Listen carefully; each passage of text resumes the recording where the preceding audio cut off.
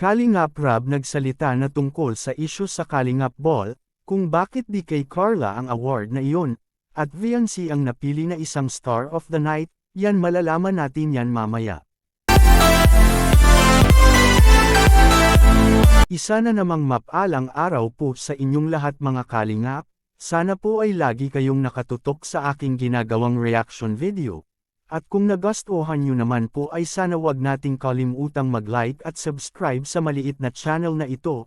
At siyempre wag din nating kalimutang mag-subscribe ng ama ng Kalingap na si Val Santos Matubang at sa kanyang anak na si Kalingap Rab pati na rin kay Ate Edna Vlog. Maraming salamat po. Ito pala ang dahilan mga Kalingap na kung bakit di kay Carla ang award na Star of the Night, at kay Viancy iyon napunta. Pero bago natin ito ipagpatuloy alam natin na marami ang di nakatanggap sa pagpanalo ni Viancy na maging tinanghal na isang Star of the Night. Ay dahil kung titingnan natin ay mas karapat dapat iyon kay Baby Carla dahil sa kanyang ayos na napaka-formal ngunit ang lakas ng dating nito.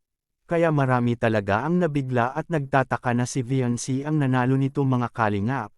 Pero kahit ganun common ay respetuhin na lang natin ang kanilang desisyon na iyon dahil alam naman nila ang kanilang ginagawa.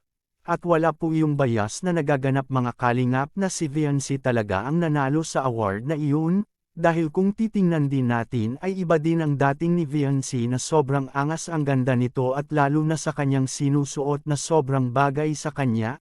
Kaya di na ipagtataka kung bakit siya ang pinili ng maging bituin sa gabi na iyon sapagkat ang kanyang ganda ay kaagaw-agaw pansin ito sa mga nanunood.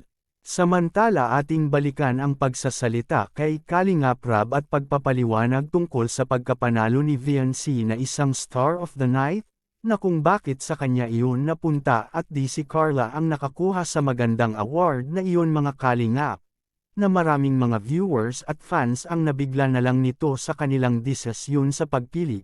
Kaya si Kalingap Rab na mismo ang nagpapaliwag para sa mga viewers na hindi nakatanggap sa kanilang desisyon, pero kung totoosin ay mas maganda pera naman ang award ni Carla kaysa doon, dahil bihira lang ang makatanggap ng award ni Carla na maging isang most viewed sa lahat ng mga videos kay Kalingap Rab ay kay Carla ang pinakamaraming views. Kaya para sa akin ay mas maganda pa rin ang award ni Carla kaysa doon. At ito pala ang paliwanag ni Kalingap Rab tungkol sa di pagkapanalo ni Carla na isang Star of the Night.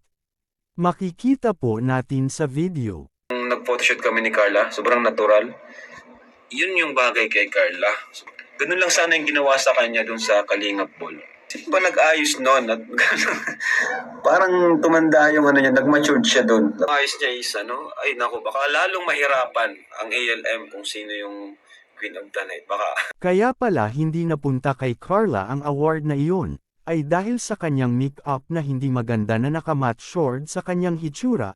Kayo anong masasabi mo dito? Please comment and God bless us all.